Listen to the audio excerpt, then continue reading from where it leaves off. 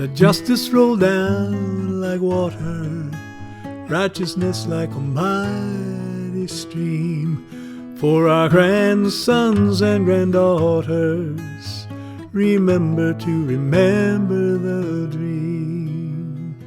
Welcome to Songs and Stories from Home, Remembering the Dream. This week, sit-ins. As I share this podcast in June of 2020, we are at a moment in our nation's history when we have a chance to take another step forward and make more real the ideal of what this country is founded on. And that is the idea that we're all created equal, and in the eyes of the Creator are all equally precious. An idea and an ideal that could motivate us to rebuild this country on a foundation of racial justice, social justice, economic justice, earth justice, and restorative justice. We can be encouraged to do that by other times in our history.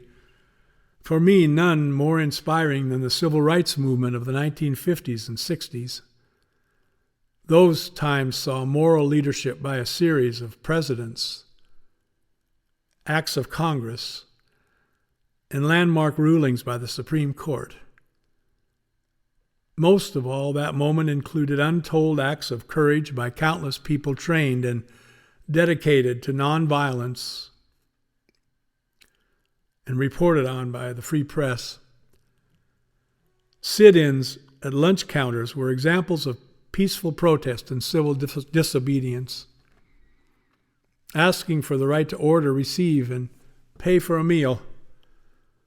More than 60 years ago, on February 1st, 1960, days before similar sit-ins in Nashville began, 4 first-year students at North Carolina State Agriculture and Technical State University took seats at the Greensboro Woolworths and refused to move.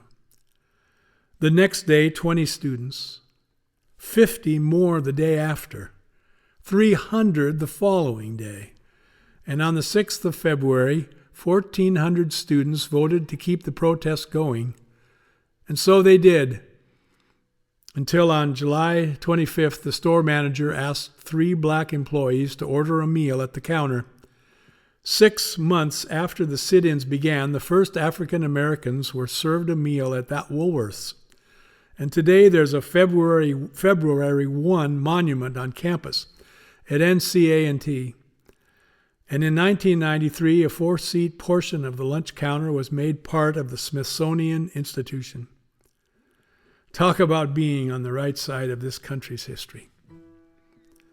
Please note toward the end of the video clip I mentioned the Civil Rights Movement of 1964. I should have said the Civil Rights Act of 1964. Let justice roll down like water, righteousness like a mighty stream. For our grandsons and granddaughters, remember to remember the dream.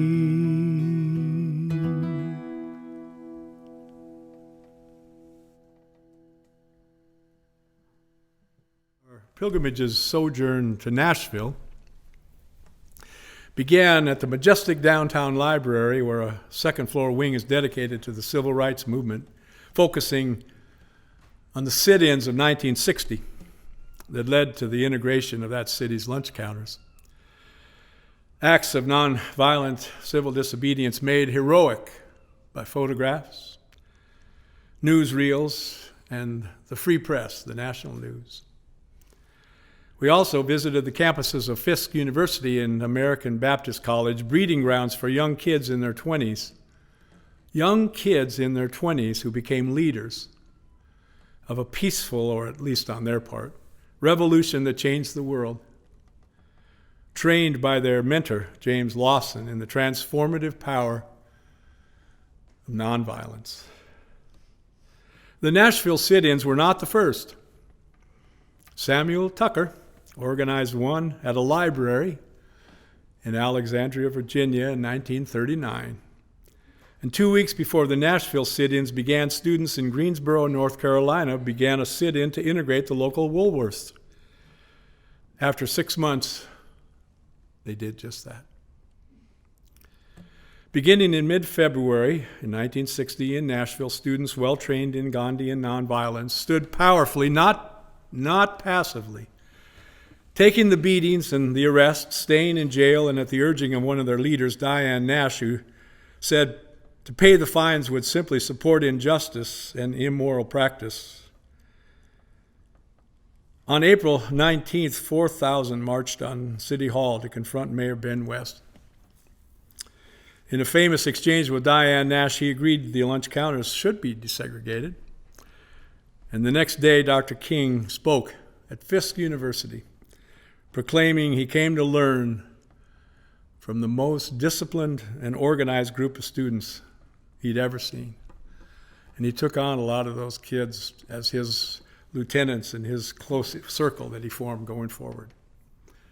The combined sit-in movements became a turning point in using courts and jail to exert moral and economic pressure, and they continued until the passage of the Civil Rights Movement in 1964. The work being done on the road to freedom, deadly serious. At the same time, there was a joy that went along with a sense of rightness and righteousness in the cause. I'm going to sit at the welcome table. I'm going to sit at the welcome table one of these days. I'm going to sit at the welcome table. I'm going to sit at the welcome table one of these days. Yeah, we're all going to sit together. I know we are all going to sit together one of these days. Hallelujah. I'm going to sit at the welcome table. I'm going to sit at the welcome table one of these days.